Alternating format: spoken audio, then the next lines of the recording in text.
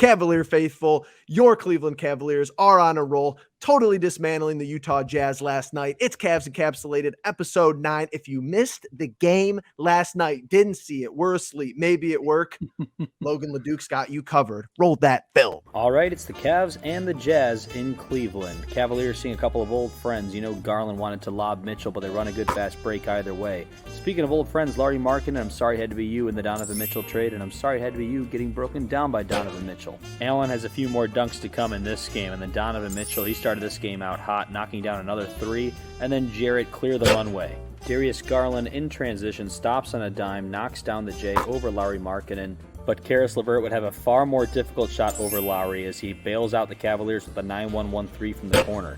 Allen puts Kessler in cement boots and then buries him at the basket as Donovan Mitchell once again gets to the hole, and then you simply just can't leave Garland.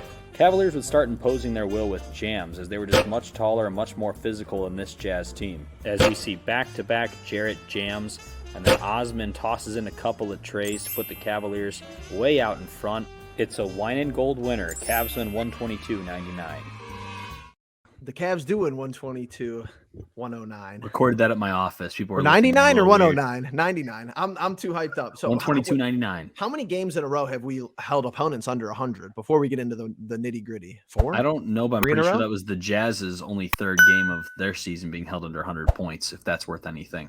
2 games in a row, 2 games? 3 games out of the 4 that we predicted. Okay, that's what I thought. I know we're on a little streak, so good defense all around.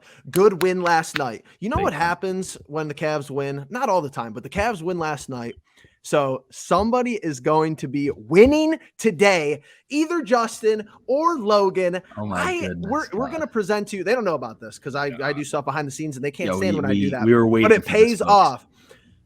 Ladies and gentlemen, the faithful of the Cleveland Pulse and the Cleveland Cavaliers are going to be rewarded. We appreciate everyone coming onto these videos and sticking with us because we have a new partnership and a new sponsor on the Cleveland Pulse. Ultra Game. We're going to put them down below in the description below. NFL Browns merchandise, Cavaliers NBA merchandise. We're running a giveaway. So here's the rules. I'm reading this right off the email. Subscribe. You have to be subscribed. Number 1. Like the video and comment your favorite player on the Cavs. We're running a giveaway from the 20th today when this is going up to the 22nd. We're going to be giving away 1 piece of NBA Cavalier merchandise. And that's cool. We're going to be giving away 1 piece right now. And I have you can't really see them. They're double XL Cleveland Cavaliers NBA official game shorts. Those are game sweet. shorts. Here's the tag. NBA. Wow. NBA.com/stores. So Ultra Games Amazon is going to be in the link in the description below. And oh baby, Okay, I'm gonna look good in those, don't you think? I think so. Look real good in those. Wheel. They could fall down to my ankle, but there we go. Wheel. Oh my God. I didn't know any other way to do it. Here we go. So for the game, so here's our Ultra Game. Oh no, sorry, they're XL. Okay, Oh, perfect. Perfect. Double XL is giving me my ankles. Good. Okay, yeah. Oh, you should see them on me. They're hilarious. They're absolutely hilarious. So we got the Ultra Game right there. We got the tag XL. So I can't wear them, but I know that the men on the panel they want to be dripped out with Cavs stuff. This has more trim than the jerseys we wear this year. So it's true. Who's ready? I'm ready. Baby. Okay. Big 3, money, big money, big money, big 2, money. 1. See, I never played roulette. I don't like this kind of game. Yeah, I know. I'm not really a betting guy. Oh, come on.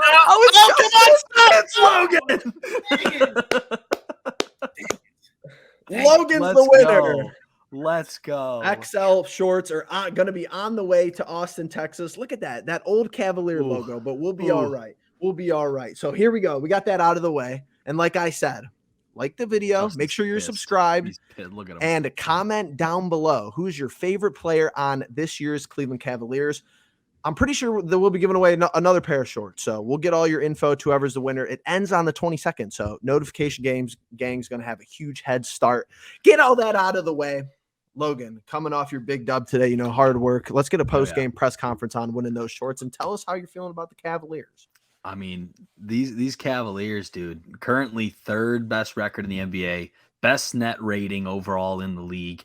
we mentioned the defense and how good it's been lately, but the balance is getting better finally. As far as the shorts are concerned, I'm going to be taking those to the YMCA. I'm going to be putting up running. I'm going to be putting up 41 points like Donovan Mitchell. And, it's going to be a blast. I'm really excited to have those. And people, I mean, if you all want something, definitely everything Jeffrey just told you to do, go do it. We really appreciate everybody listening in. And, I think we always want to reward the people who are listening, who are constantly being, in the chat. We do live streams, everything like that. Definitely, continue to stick and stay with us. We'll give you we'll give you all the dunks and drama of the Cavalier season. Honestly, it feels like they're playing complimentary basketball. And Justin, it's so funny because we've been asking the stupid Browns to do that for since we've started covering them. So I know you love seeing the defense lead to the offense. I love the efficiency. I just love that, specifically last night, a lot of your starters don't have to do too much to win you this game. It's felt like for the past, I don't know, month, maybe less, but maybe more even. But in a game where I believe most of the starters didn't play more than 33 or 34 minutes, it was just efficient. You had guys not taking as many shots, but making, above 50% of, their normal field goals, 40% of their 3-point field goals, and just being able to take care of the business like we should. There's no one on the Utah Jazz as a, singular individual that should be able to outshine anyone on our team. And then again, just as a team in general, Logan's already talked about it. The cohesiveness of this group, like I said, efficiency of this group. It's just over the moon where we were, I think, last year, where I think towards this time we were struggling with injuries. Rubio was probably already out by now. Garland's dealing with that back injury. He's dealing with an eye injury now. But I feel like last year we were just way more decimated and kind of fighting an uphill battle after a really good start. Whereas, we have a head start, really. That's the way to look at it. We're 21-11. I think that's better than I would have ever thought we'd be through 30 plus games. I was thinking 500, maybe a few games over. I don't know. It was really hard to predict. They're still kind of hard to predict. Clearly, by our predictions, aren't as confident as there's just a lot of good teams last year. There's just a lot of good teams in the NBA. I mean, like I said at the beginning of this year, I said 55, 57 wins could be tops in the NBA this year. Sure. That's just the way it is. So, there's a lot of good things to like. I think I was going to mention too is, J.R. Smith is taking note. He says he sees a lot of what he saw in the 2016 team. I loved him. He was so this awesome. Weekend. It was so good seeing JR. It was really great seeing him both in a Browns uniform. Well, not in a Browns uniform. He had a shirt off, and then front row at the Cavs game was really, really cool seeing JR back in the building. I love JR. I wish he would show up to the land more often. I'm sure he's doing other stuff and going to college and playing golf and hanging out with his family. But GPA.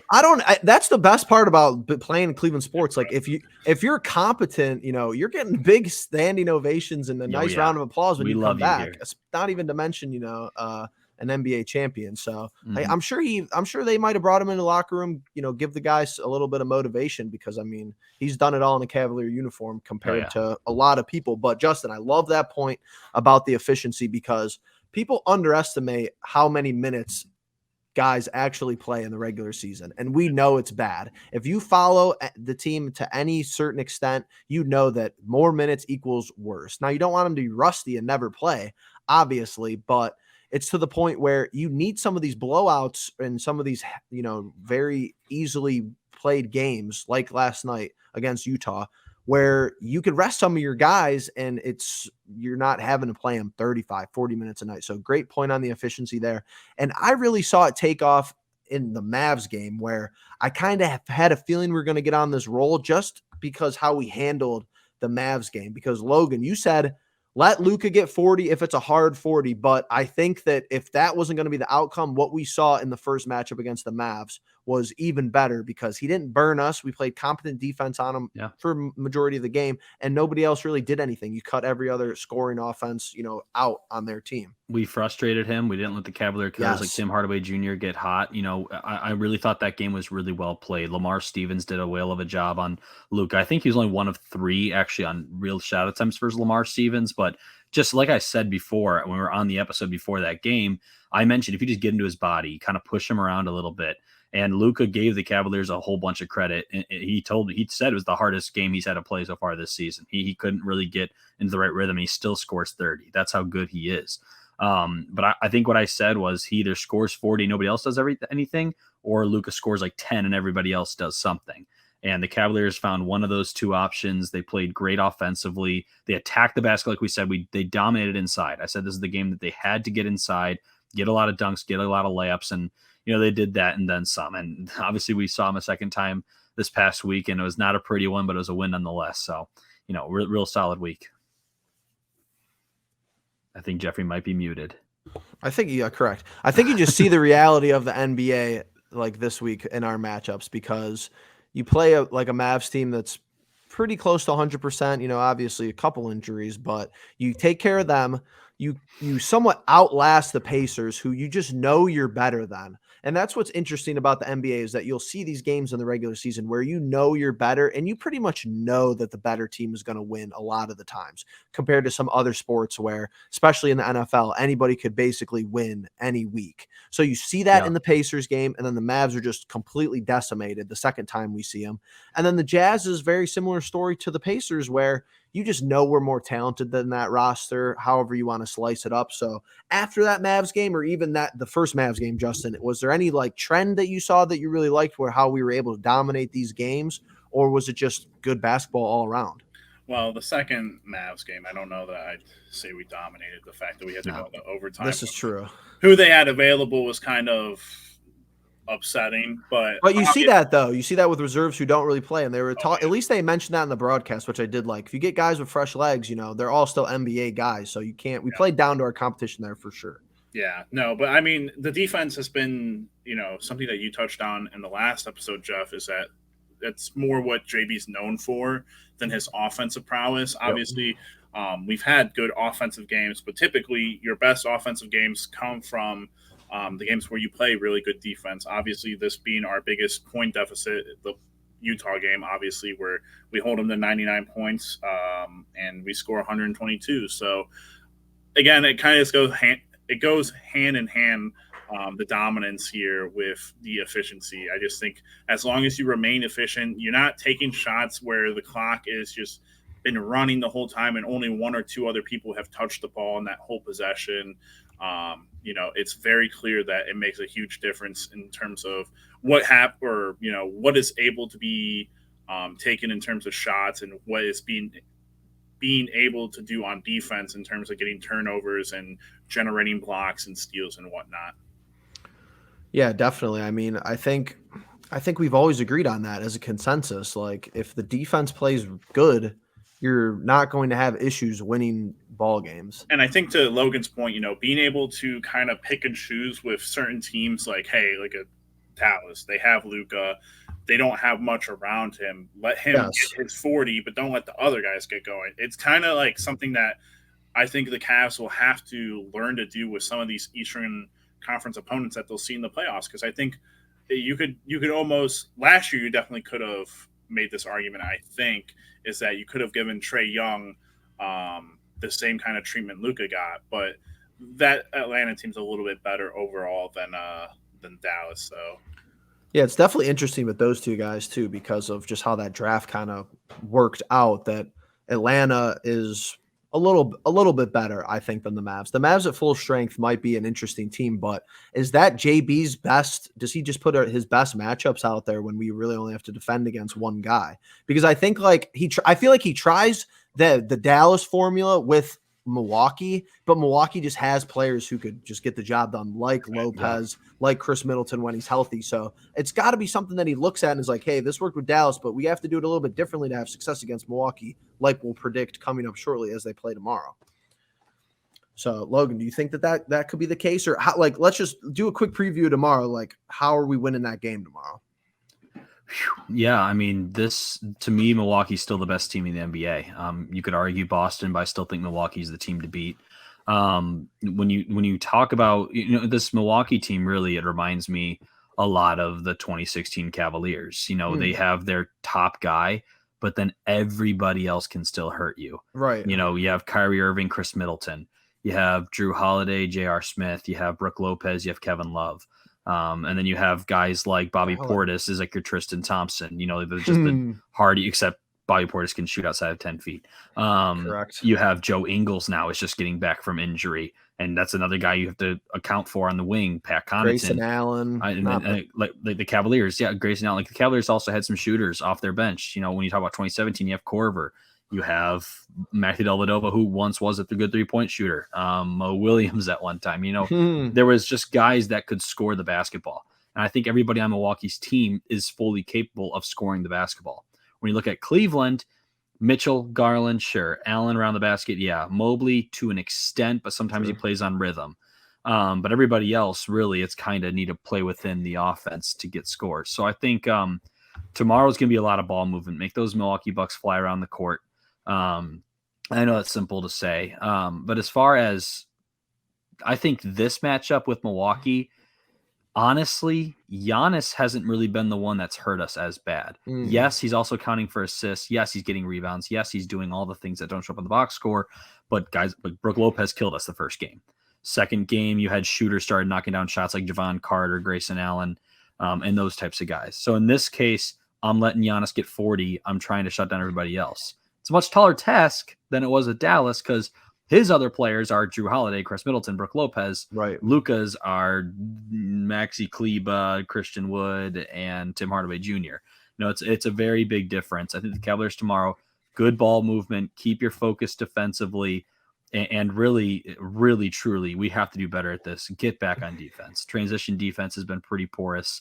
And otherwise a really good bright spot defensively. Especially against teams with pace. You know, if you got to know who you're playing, you got to know your personnel. Giannis is going to get the ball and go. Right. Drew's and get the ball and go. That's another thing that I think is a huge distinction between Luka and Giannis because, and just however you want to take this into account, because some people love it that the guy plays hard, and some people are like, well, it's kind of weird that maybe he plays harder on other nights. Not saying that Giannis does this, but I feel like Giannis gets up for the moment. Like he'll know, okay, we're in Cleveland tomorrow. They're the 3rd seed. What are they, the 1 seed?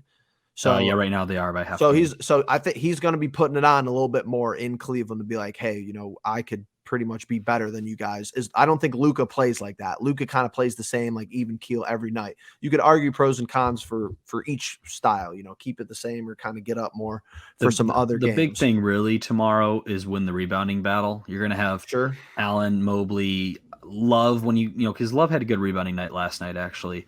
Love, Mobley and Allen versus Giannis, Portis, and Lopez. You know, that's your 3 versus 3 right there. I think everything else overall cancels out. I like Mitchell over Middleton. Garland and Drew are going to have a good battle because Drew Holiday can really lock down Garland and take him out of his game. So if you win the rebound battle, if you win the battle inside in the trenches, as it says, kind of like O-line versus D-line, you know, if you're talking football, I think that's what rebounding really is to me, and winning the battle inside. And here's the thing. Here's another part of the contribution that we need tomorrow, and that's why I'm going to go over to Justin, because one of his favorite players to talk to. But my general question is: will we ever figure out Cedi Osman? Will we ever figure him out? Because if he scores 22 in 24 minutes, I don't think there's a game we're going to lose. Yeah. So what's up with him? Just give me a rundown of Cedi Osman. Will he always be like this, or is he going to figure it out? Because just think about it in a playoff series, because that's how I kind of put him in a box. Yep. Like 7 games, let's just say it goes 7 games. How many good games are we getting from Cedi in 7 games? 2 at maybe, or 1? Yep. 2. Yeah, so for me, I was going to go, Logan's talking about winning the rebounding game. For Milwaukee, for some reason, in my mind, it goes through our bench. If our bench is lacking, we're probably just going to get blown out of the water. And this was great last night. Like, of course, you win by 23. Yeah, and you have 38 off your bench. Harris giving you 13 plus a night is great off the bench. But those top 3 names are obviously the ones that you live and die with off the bench. Sure. I mean, Kevin, we've been dying with Kevin for the past month now. It's like, is he ever going to figure it back out? He's like bad. We early on in the season, him and Cedi, phenomenal. Cedi, now he has spurts and everything. He's good. He's bad. It's up and down. Kevin's just cold. Kevin's just ice cold. You can't find it right now. Karras has been, his finger, his thumb's got to be. It's got to be. I think it is. I don't blame it on more Kevin. than I what really they're think it's playing something it. bothering But him. I blame it if he's playing through it and it's negatively affecting him. Like, dude, you're not like we'll defensively. It's always he's never going to be good. Yeah, I mean, defensively, that's you don't got to simple. worry about him being hurt or nothing. He's just not good at it. Either way.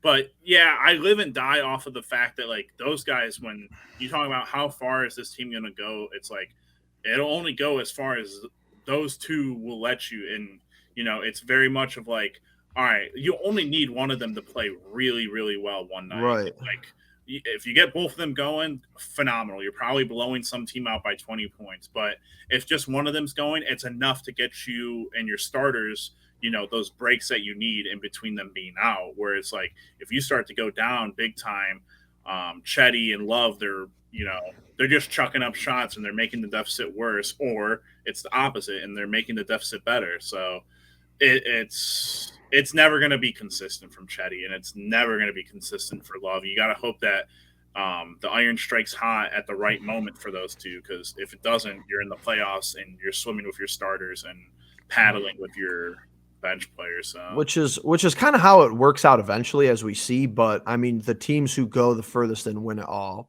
your sixth and seventh guy are like really good, or they're good enough to not be like plus minus fiends, where that's all Jetty and Kevin are to me. They're just plus minus fiends. If we're win, their plus is great. If we're losing, when they're on the court, we're getting torched because they're chucking up shots, aren't going in, and they're playing. Jetty plays serviceable defense. Kevin Love's just the guy's going right by him, foul and one, go down the other end, brick a three. Guy goes right by him, another foul. He fouls a lot. He's foul happy, and so go on, Justin. Here's my biggest issue with how this team is constructed. It's so constructed like back when LeBron Miami days, where you have your five starters who typically they give you a pretty consistent like output of what they do. Sure. Bosch is a typical like 18-10 guy or something like that, or maybe 16-10 or whatever. And Wade's getting you somewhere between 18 and 24 with assists and whatnot. And LeBron's carrying your ass however you want. You can look at it the same way here. Donovan's currently carrying our ass whenever. Whoa, slip. That's awkward. Hold on. Chill out. He'll never be Kyrie, sadly. Garland's like your D-Wade, and Bosch is like a mix between Mobley and Allen. But the biggest problem with the Miami teams, it was the early on group, was you have Shane Battier and Mike Miller. Yeah, that's a great point. And it's like, hey, if those two are on, you're making it to the finals. Congratulations. Right. But when you get to the finals, if they're not on, then guess what? You're probably losing to the old-ass Dallas Mavericks. Fair. Or to the San Antonio. The team that's more balanced. The team that's more balanced, like 1 through 7, instead of the guys that are just like with top-heavy, like world beaters. Like, of course, it's LeBron. But if you have seven great guys compared to 3 elite guys, I mean, if 4, 5, 6, and 7 aren't at least average, you might be in trouble. Yeah, Jeffrey, that's where we're slightly better off than that Miami team. You made a good point, Jeffrey. Like if you look at the last couple of NBA champions, Warriors last year, Jordan Poole off their bench. And that alone is already pretty They have guys with $200 million contracts who were playing off their bench last year. Yeah, I mean, Bucks had Bobby Portis as well. I mean, when you look at 2020 Lakers, they had guys up and down that roster that could they very often would start them or bench them depending on the night. Correct. The Raptors had Fred VanVleet while they still had Kyle Lowry coming off their bench, who became an all-star. I mean, you look at these NBA champions, and of course, Warriors are just loaded all up the freaking butt. We know about that. Dynasty, sadly. Yeah. I mean, what 2016 team, our Cavaliers 2016, our 6 men, who was our 6th man? I feel like we kind of, we rode with Mo Williams sometimes, Matthew Dellavedova. We rode with 16 though. Six, I mean, J.R. Smith and Iman Shumpert are. Well, J.R. was our starter. Yeah, so I guess you would say Iman. You would say, why am I blanking right now? Richard Jefferson. But think about, I mean, and honestly, and people are going to think this is a stretch because I know some people who you've only been Cavs fans the past. Maybe you weren't Cavs fans when they won the championship. Whatever. You didn't really follow that team. Sure, fine. But imagine, and I love Lamar. Like I do love him, but like imagine J.R. Smith starting at the 3 on this team, like, or getting Okoro minutes, getting Okoro type shots. Like that's your difference. 2016 J.R. Smith compared to, Okoro or whatever. People forget that J.R. Smith was a good defender. A bucket. He was a bucket, and he was a good defender when we needed him, and he played that like he was a little bit undersized for like what the 3 we would probably be looking for, but still he was 6'5", 6'5", 6'6". I just want some bucket getters. Yeah, that's how I want a guy who could cook you off the dribble. Jetty, never doing that. Love, pump fake and go, maybe. Brick. I'm telling you, Alec Burks is playing good basketball with the Detroit Pistons this season. I'm telling you. And I liked him in Cleveland. That's what I love. It's supposed to be, though, Jeff. That's what I said. Yes, that's what my whole draw was. Karis LeVert is they could create off the dribble, but he can't really create threes off the dribble. We don't. Who on the team create jump shots off the dribble? Honestly, I think after Garland and Mitchell, obviously, I think your third best player at creating threes off the dribble, and we haven't even seen it, is Mobley. Yes, exactly, Justin. We're on the same page right there. So, a lot to talk about. But we're kind of already previewing the Bucks game, so let's just get in right to the nitty-gritty, and let's get to see those predictions that we love so near and dear to our heart. This is gonna be a tough week of basketball. We have two juggernauts at the top at 19 and 13, pulling away from that 500 mark, as they're both. Justin was 3-1, picking the first Mavs game to be wrong, and then Logan picking the second Mavs game to be wrong, which he was almost right. That would have been a crazy selection, knowing what he didn't know and not knowing what he did know. So Logan's still at the top. And I'm looking at this. We haven't had, and I don't think we're going to have any. We haven't had any personalized guarantees in a while. I don't have any this week. I don't think so either. Well, maybe. I don't think so, just because I said it. Justin's going to say the Raptors personalized. I was thinking about that too. Yeah, because I just looked at it because we've already struggled with them, and Garland's going for 40. Hey, my wallet's saved. No 40 for Mitchell last night. I don't have to buy a jersey, even though I might anyway. How scared were you within those first 6 minutes? First half, going for 11. First half, I was like, well, all right, let's just get the fakeness out of the way. I'm not going to lie. I watched the last 3 minutes of the game last night. I'm in James Cameron's 3-hour Pandora nonsense, which we'll have a movie review later on. We're going to start doing movie reviews on the Cleveland Pulse. We should, but digress. However you like Avatar or not. But it's 3 hours. I'm like, okay, it's a 5:30 start time. I'm like, yeah, I'm not seeing any of this game. I'm going to be in here this theater till 9. So all that aside, tangent aside, Logan, are we beating Brooklyn tomorrow at home? So good at home. This is going to be tough 3 games to predict. Yeah, not Brooklyn, but Milwaukee. You know what? He's excited for that Brooklyn matchup. I am. That's my favorite matchup on the sheet, actually. We're 0-2 against Milwaukee this season. Both of them were in Milwaukee. We're home in Cleveland. I think the Cavs feel the same way. I'm going Cavs. Wow. I think they're tired. They have to prove themselves. This is the top. You're chasing these guys. They're coming to your place. They're going to be motivated. Wow. Love it. Justin's face right now is killing me. It's so tough. Love it off cuff. I want to go the opposite of you so I can try to catch you, but I can't on this. Take the lead, right? Yeah. I've got the Cavs going. Let's go. Let's go, Justin. I already have it as green because I'm fake and Google Docs is you're mid. Just future proofing. Don't worry about it. I'm gonna be honest with you and take this how you will in the comments and let me know if you think I'm wrong, because I bet you a lot of people disagree with this. I'm going Cavs based off of the emotional argument that this is good. If we lose this game, I will be disappointed. You're playing the best basketball of your season. They're coming to us. You got 15-2 at home. Get the job done. And this is your coming out party. Like, hey, I want a statement game. I want a 10, 15-point lead. Mitchell's off the floor. Reserves are in with 2 minutes left because we just handed Milwaukee their ass. Is that going to be the case? Probably not. But, Justin, you are on the clock for the Raptors game. Any personalized guarantees here? No personalized guarantee. Come on. We're going to win this game, but we should have won. I feel like we should have won both. The first one for sure, but like the second one was tough. I feel you there, but that's where I'm kind of like, do the Raptors are we the worst? Is that the worst matchup for us, Toronto? That's what I deep, think. They're athletic, they're young. Those are the kind of teams we're going to struggle with. Yeah, I just feel like they keep their starters out there for so long that they take advantage of whoever we put in as subs. It's like it shouldn't work that way because the bench should not be the reason that we're going down, but it has been. I'm just gonna stick with my guns and just put Raptors because I think that if we stop future proofing, Jeff. Sorry, it's Google mid. But if we beat Milwaukee, and I really think I could easily have these games wrong. Like we probably will lose to Milwaukee and beat Toronto, but I don't know. I just think that could be the trap. It's not really a trap game, but I think that could be the trap game because their slide in the Eastern Conference record is not. Yeah, I know their fans are pissed. I'd be pissed if I were their fan. So isn't that why Anobi is like on the trading blocks? And Anobi, yeah, he is Logan's apparently gonna be waiting for this game. Like, yes. According to what they said, apparently Zach Lowe thinks that Anunoby might be soon drawing the same return package that Cavs got with Donovan Mitchell, or Cavs gave away for Donovan Mitchell. Oh, I think that's a bit of a stretch, but I do get his point that the guys that can defend and also play on the wing like he can are a premium in the NBA right now. That being said, I'm going with the Cavs. Fair. I just I like it. There's something being at home, and people in the comments have been like, "You guys are trying to become a bit homerish, like giving the Cavs a lot of wins." But the problem is, whenever we're playing at home, I'm like confidently saying Cavs. I love us at home. I really do love us at home. I love us at home. So we have our third game at home. This one's really hard to predict. Here, okay, I don't have any personalized guarantees here. It's not future proofing.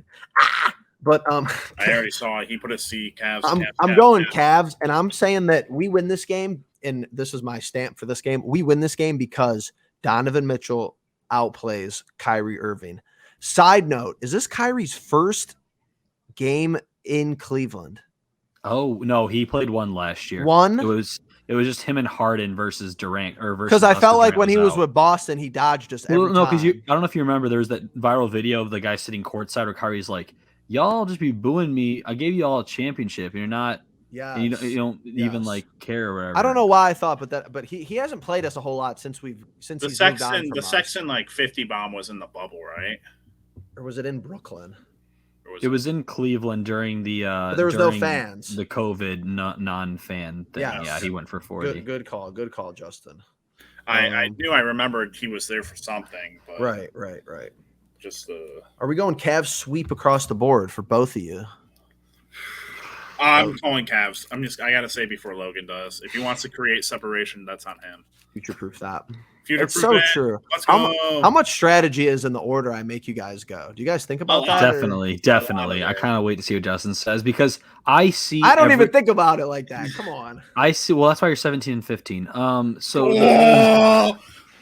Whoa! I'm sending these shorts to Justin. That's unbelievable. First, I'm gonna save postage because your ass lives in the deep south, and second of all, he doesn't even have his headphones on. Justin, you're getting the shorts. You're getting the shorts. Yes. You welcome me onto this podcast. You know how much money I'm saving in postage? I gotta send his ass to Austin. Jeffrey, I'm gonna be home for the holidays. I'll come pick him up from you. Okay, that's facts. I'll see you on the 25th or 26th. Yes, I'll celebrate Christmas with you and your family. Fair. Come on over. Cool. Open invite. So yeah, it does matter because the way I always look at these games, especially against good teams, I always go 50-50. I always lean Cavs because I'm just a Cavs fan. But then when Justin might say Nets, then I'd be like, well, shoot, maybe now I'm considering the Nets. This game obviously totally hinders on Kyrie Irving and Kevin Durant's performance. Two guys that obviously can each go for 40 apiece. They just went crazy on the Pistons the other day. So true. But the Pistons played with them because Brooklyn, outside of that, you have Nicholas Claxton. You have they're Seth top Curry. heavy. Ben Simmons is as bad as Simmons' stats look. Still, dude can still play defense. Still runs an offense fairly well. But I also think Ben isn't good for them. And I think Ben could be the deciding factor. I think it just might. I'm gonna go Cavs. Me and Justin are gonna stay tied. I know not exciting. Cavs down the board for you. Tired of me taking the Cavs, but I mean, at the end of the day, they're 21-11 guys. I mean, truthfully, I love it because if we go 3-0 in that game, I'm the most optimistic I've been about the Cavs since 2016. Yeah.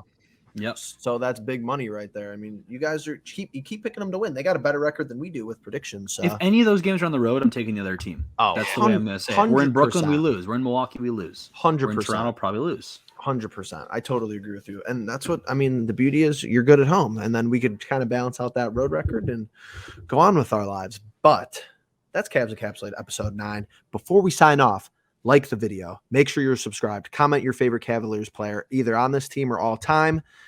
and you could be in a raffle giveaway for some merch from Ultra Game, the newest sponsor of the Someone Cleveland else Pulse. can take my shorts. I lost those. Shout out to no, you'll get those shorts. Shout out to Ultra Game for hooking us up. Guy reached out to me on email. He was really cool, and package came in like 10 days. So here we are. We really appreciate that. We love merch. We talk about merch all the time. It's funny that it was a merch company and it hasn't been earlier because if you watch the show, we talk about merch all the time. But with that being said, we're going to wrap up here. Leave your predictions and comments down below too. And yeah, you might have a chance to win some cool gear in the future, which we'll definitely be collaborating more with them. With that all being said, three most important words for the Cavalier faithful before we see you again next week or on a live stream or on a short. Make sure you go hit the thumbs up on those shorts too. The Logan puts out great content. Make sure you let them know